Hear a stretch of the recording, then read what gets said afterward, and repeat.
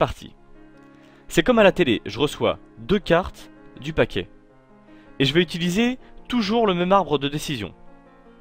Quelle est la probabilité d'avoir une carte forte, un valet ou mieux, associée à une carte faible, un 10 ou moins bien? J'exclus d'office le premier cas. Je ne répète pas plusieurs fois un scénario. Est-ce que je peux m'imposer une contrainte sur la première carte? Non. Ça pourrait être une bonne carte et la suivante serait une mauvaise, ou une mauvaise carte et la suivante serait une bonne. Donc en fait l'ordre n'a pas d'importance. J'en déduis que je raisonne avec des combinaisons. Au dénominateur, je raisonne de façon générale avec un seul paquet, tandis qu'au numérateur, je fais plusieurs sous-paquets dont je vais faire le produit. Au dénominateur, j'ai un seul paquet avec 52 possibilités, tandis qu'au numérateur, je fais un paquet avec les 16 bonnes cartes et un paquet avec les 36 mauvaises. Je prends 2 cartes de façon générale, mais pour avoir le cas spécifique de l'énoncé, je vais prendre une bonne carte et une mauvaise carte.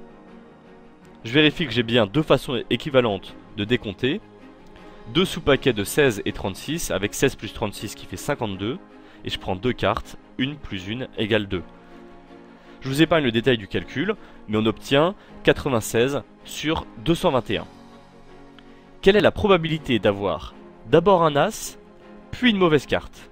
Cette fois, l'ordre a une importance, et je raisonne en faisant le produit étape par étape.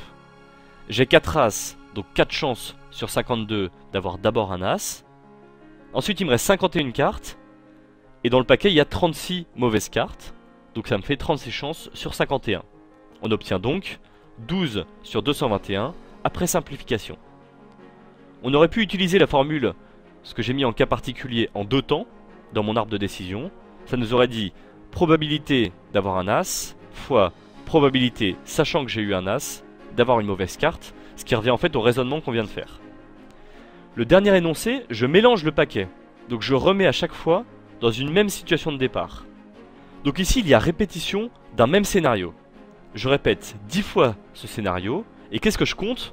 Combien de fois j'ai eu l'événement de la question 1, qui a une probabilité de 96 sur 221. Donc on reproduit un même schéma de Bernoulli, et donc le compteur X suit une loi binomiale de paramètres 10, le nombre de tirages, et 96 sur 221, la probabilité de ce que mon compteur suit. Objectif, compteur X égale 1.